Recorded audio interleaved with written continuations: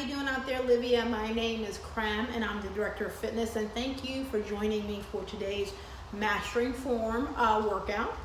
In the Mastering Form workout series, what we want to do is to show you how to take some of the basic moves that you can do either at the gym or either at home or outside, and really kind of break down the whys behind the whats and show you how to use proper technique and form, which is absolutely one of the most important things to do, because when you're using proper form, you're more likely to be safe, you're less likely to injure yourself, and you're more likely to develop the muscles in the way that you want to. So it's really crucial to learn how to do exercises properly and safely. So before we get started, always make sure that you've got some water handy. This routine is nice and slow and steady because we want to make sure that you're kind of going through the different ways to position the body properly. So it's not going to get your heart rate up too much, but it's always great to stay hydrated and have water nearby. Also, if this is your first time joining me for the Mastering Form workout series, definitely check with your physician and make sure it's a-okay to begin any type of new routine, or if this is your first time exercising in a while, it's just a good idea to kind of get a little bit of a check-in first. Okay, so we're going to get started. For today's Mastering Form, what we're going to focus on is some chest and back exercises that you can do with resistance bands mainly. Now, resistance bands are a really great tool to use because number one, you can, take them with you anywhere. So, you can use them at the gym, you can use them at home, you can take them with you when you travel. But there's some really great exercises that you can do to really work on the chest and the back that incorporates the bands.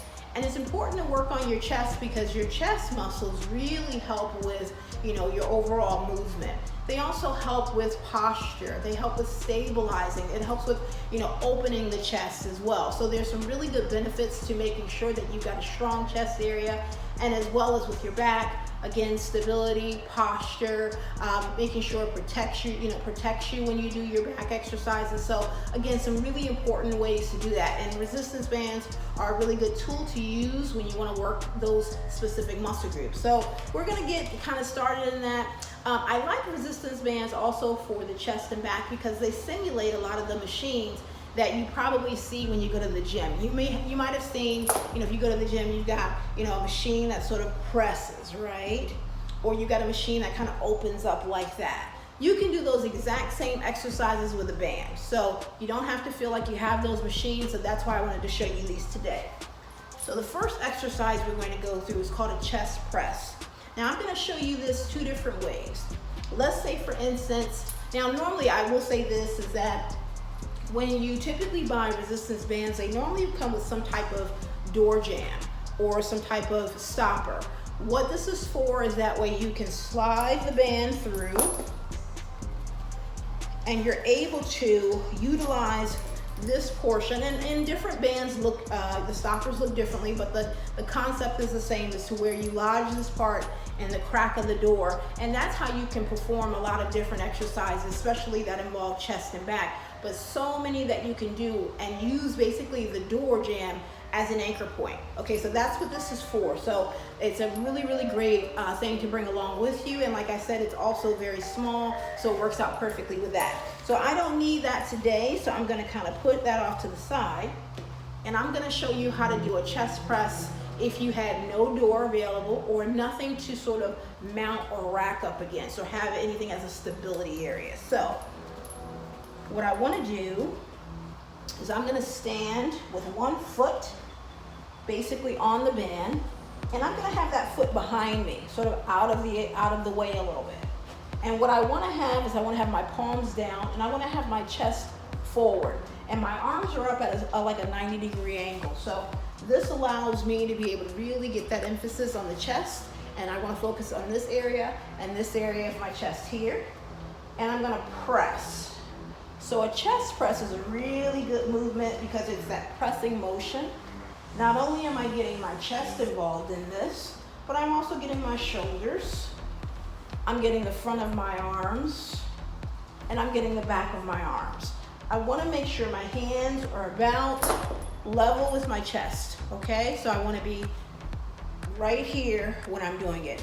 I don't want to be up high because if my hands are up high, then I tend to put a little bit too much emphasis on the shoulders. And remember, our focus is about right here. All right, now when I'm also pressing, I want to keep that angle, that 90 degrees. So let's kind of go through that again. Got my band. I'm stepping on it with one foot. That foot's sort of out of my way, and I don't want to slouch. Remember, we always want good posture is key no matter what. Arms are up, my hands are level with my chest muscle, my chest area, and I'm going to press and press. And when I go backwards, what I want to avoid doing is letting that band pull me back. Again, I don't want too much torque on my shoulders, so I've got to keep control there. So about here, I don't want my elbows going any further than my shoulders, and I'm pressing. Pressing, core tight, pressing, and pressing. Good. All right, now let's just say you do have an anchor point, and I've got one here. Or let's say you have a door jamb that you can utilize. Let me show you what that will look like. It's important to make sure if you're using an anchor point like this, or you're using a door jamb, is that that door jamb is really level with the chest. So I don't want that too low. Now, there are exercises that you can do to focus on the chest if it is low or high. But we're gonna focus just on a traditional chest press. So I want this level with my chest, okay? So that door jamb, I want it to be out right there. And I'm gonna take that same position as I did before. Same rule. I like to have my feet out nice and wide. It helps me focus on keeping my chest elevated. If you prefer more of keeping your feet, just straight across, that's fine. Just make sure that you've got really good balance either way and you're keeping that chest elevated. And I'm pressing, right? Remember where my hands were? Right here, squeeze, and pressing, right? So just so you can see how it looks from this point, press, press. Good. All right. So keeping that chest up, shoulders back.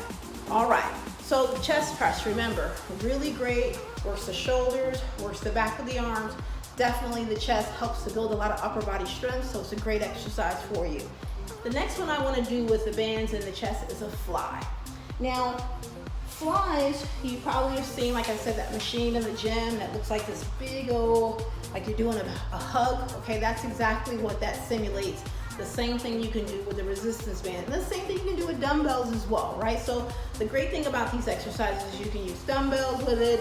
If you're doing a press, you can use barbells. So there's different, apparatus that you can use for these movements. So the fly is going to work a lot of this part of your chest. The chest fly or the resistance fly is what you call a chest opener. It really helps to open this area a lot, which is really, really good for you. It also is a really good stabilizer. So doing a chest fly is a really great exercise to add to your upper body routine. Now, you can do the same thing if you did not have a anchor point or if you didn't have a door jamb. Absolutely the same thing. None of that changes. But what does is the positioning of the hands. Okay, so what I want to do, instead of having my hands down and I'm focusing on that 90 degrees, I want to focus on making a big circle, all right? So that big circle with my hands. I imagine, I like to kind of visualize that I'm gonna hug something, like hug a big tree, and I'm gonna keep my hands still level with my chest, and I'm gonna make a circle, and I come out. Make a circle, come out. Now it's important to note that my arms are still not going past my shoulder. Again, that's too much torque on my shoulders, so I want to avoid that. So I want to be about right here, really important, and I'm squeezing my chest as I'm coming in. I also want to make sure that this roundness or that bend in my elbow stays consistent on the way back. So I want to avoid trying to do that, okay? So I'm keeping my circle in, but if I do this, again, not so good on the shoulders. So really important to remember. So I've got my circle here, I've got my circle out. I've got my circle here, I've got my circle out, circle here, and circle out. Okay, so you can do that same exercise without the door jamb. Same way we did it before. You're going to want to make sure, just as a little bit of a note though, is that if you're not accustomed to using resistance bands with flies or presses, start out with a light resistance. So depending on the type of bands you have, sometimes that's in weight increments, sometimes it's in colors that really determine the level of resistance. So start out nice and light until you get comfortable with the band, okay? If we're gonna do a fly here, we're gonna have to bring the arms up, and I'm bringing them in and out. So very much the same idea. In and out. In and out. Okay, good. So that's the chest fly. It's a really great opener for the chest area. Awesome to add to your upper body. All right, so the next exercise we're gonna do that I like, and I'm kind of showing you some chest exercises that are really great for beginners. Resistance bands are a really good tool to have if you consider yourself a little bit new to doing upper body movements or chest movements or back movements. So it's a really good way, because when you're using resistance bands, you're less likely to have any type of, you're less likely to injure yourself with regards to when you're using dumbbells and free weights for the first time. So that's what I want to share with you. Now the next one we're going to do is a incline push-up. Now with an incline push-up, you're going to want to have, a bench nearby. Maybe if you don't have a bench available, you have something sturdy at home. Maybe it's a desk that's against the wall that's not going to move, or counter that's nice and low that's not going to move, but something that's going to be sturdy for you. And one of the great things I love about a incline push-up is it's a great beginner way to introduce yourself to a push-up. If push-ups can tend to be a little bit challenging, especially if you're not used to doing upper body movements. So doing an incline push-up is a good way to kind of ease yourself into it. Push-ups are great. They work chest, shoulders, back of the arms, upper body, a lot of upper body benefits from working chest. So it's a good one to add. All right, now what I want to do is I'm going to I want to be shoulder width apart with my hands. So just like if I was to be on the floor, that doesn't change. I want my hands to be right on the bench. Some people prefer it here. Just depends on how much torque you're okay with your wrists, so be careful of that. Or you can be on top. If your wrists are kind of, a little bit iffy too, you may want to do these with your fist. Okay, so just kind of gauge how your wrists feel in this movement. You want to have your back nice and straight. Okay, and then I'm just going to go down. I'm keeping my elbows sort of at an angle. So not all the way back, not out to my side. It's sort of like a 30-degree angle there. All right. So my chest is positioned right over this point here. And I want to go down and up. All right. And have a straight line in my back. So what that looks like from a side view is my body is straight. Everything is here. Core is tight, so I want to avoid keeping my rear in the air. And I want to go down and up. Now, let's say that's a bit tough to be on the toes. All right, you can absolutely do this on your knees. Have something that's comfortable on the knees for you. And we're going to go down and up.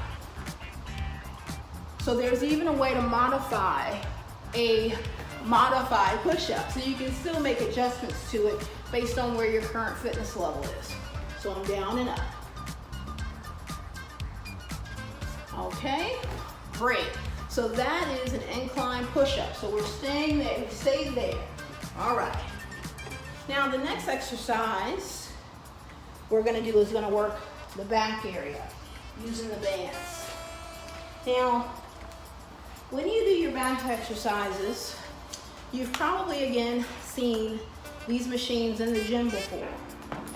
You've seen a machine that's kind of nice and wide, like it's got that long bar, okay? That's a pull down, and what that works is what's called your lats, which are just considered the wide muscles in the back. So your wide muscles in your back, that's where that area works. You can absolutely do that at home with resistance bands. So to do this one, you are going to want to use that anchor point. come up, bring my ankle point up a little bit higher. If you have the ability to adjust, great. If not, remember, just go higher on your door with that door jam. And what I want to do is I'm going to go ahead and get on my knees for this one. So I want my anchor point to be nice and high. And I'm going to step back a little bit. If my anchor point, let's say for instance, if your bands are too long and the door frame is not, you can't get that anchor point too high, you're going to want to kind of grab a little bit higher up on your bands. And I want to bring it, my arms, elbow straight down to the ground, in a straight line, and then back up. Straight line, then back up. Straight line, and then back up. Straight line, and up. Okay? What I'm doing when I do that straight line is I'm basically I'm imagining squeezing some fruit. Okay? So this is a really good exercise to think about this area when you think about the wider part. So imagine I'm squeezing some fruit, and I'm going to squeeze that fruit as my elbows come straight down. Squeeze the fruit. Just let the juice out basically as I come straight down. All right, so again, a really great exercise. When you work your back, awesome for stability, posture. It helps us support the back. So it's a really good importance to add back moves to your routine. So that's considered like a pull down, a resistance band or a lat pull down. Another one I like to do for the back that involves the bands is more of a row. Now, with rows, you can do these completely seated or you can do them standing. I'm going to show them to you standing. I want to make sure that my anchor point is basically, if I'm standing, thinking about it's going to be like belly button height, all right? I don't want it to be too high. This row is going to work primarily the upper parts of my back. So upper parts, a lot of this area back here. What I want to do, again, if my bands are too long, I can step back further. I'm out of frame if I do that. Or I can grab a little bit higher up on the band as well and do it this way. So for purposes here, I'm going to stand, keep my back straight, slight bend in my knees, and I'm going to imagine I'm pulling the center point of this band through my belly button. That's just something I like to visualize to help me keep good form. And again, I'm squeezing some fruit. All right? Squeezing, squeeze, and forward. Squeeze and forward. Squeeze and forward. If I was seated, it would be the exact same thing. I'm just pulling, squeezing, and forward, squeezing, and forward. Now, the great thing is that it really depends on you. If you decide that, the back can take a lot more typically than, the chest can. So you may find that you can go a little bit heavier on your resistance with your back exercises, with your bands, which is not uncommon. So definitely, explore this part. Explore your strength, see how it feels. What I want to avoid doing is slouching. I don't want to slouch. I want really, really great posture. And pull. And pull. All right. So that's called a row. All right. The next exercise I'm going to show you, the last one, is going to be a stability ball extension. Now, the stability ball is a big ball here. Okay. A great tool to have. You can definitely typically find these in gyms. You can find them, in fitness centers. A great tool to also have at home. Probably tough to travel with, but it's doable if you deflate it and inflate it, but probably don't want to do all that. But a really good tool to have at home. Depending on the size of your body, these come, you want to definitely make sure you're getting a size that's good for you. They range in size. This one is about 65 centimeters, so you're going to want to take a look at your height and your weight and see which ball size is going to be most suitable for you. But this is what we're going to use this to work the low back and the rear end area. It's a really great exercise because it doesn't put a lot of load on the back. When you're doing a lot of traditional back exercises, there's a lot of load that goes on the low back, which isn't necessarily a bad thing, But if you have low back issues, sometimes you want to be a little bit careful with that. So this is a good exercise that I like for someone who has some low back challenges or just wants to take it easy and also wants to engage the rear end. So what we're going to do, move my bench out the way. Now, if your balance is a little bit tricky, you're going to want to make sure that you put your feet up against a wall when you do this. If you feel pretty good, then you're going to want to make sure, so my feet are nice and wide, so you can see my feet, they're going to be wide. I'm just going to roll back into frame here. I want this ball sort of in the mid part of my body. I want my chest off. And you can either have there's ways to make this more challenging by adding resistance, having your hands out here, or you can just keep them here, behind the back, behind the head. Try not to clasp your fingers together. And you're gonna wanna make sure you're secure. So if you feel like you're sliding, your surface is a little slippery for your shoes, you definitely wanna make sure you're putting your feet anchored with something like a wall, okay? All right, so when I'm gonna come down to circle the ball, and I'm gonna come up.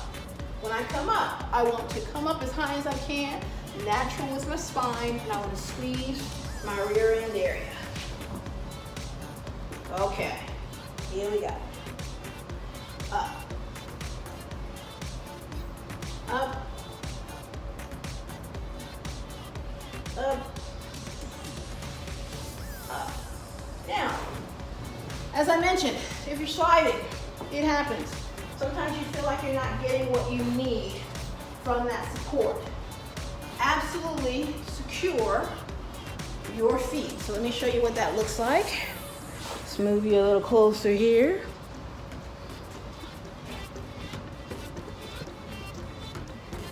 Okay, good. Now, securing the feet. It helps. So my feet are up against the wall.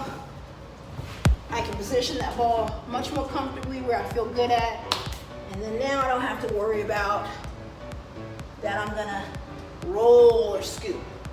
So I come up, come down, circle the ball, up and squeeze. Hold it 1 second. Up and squeeze.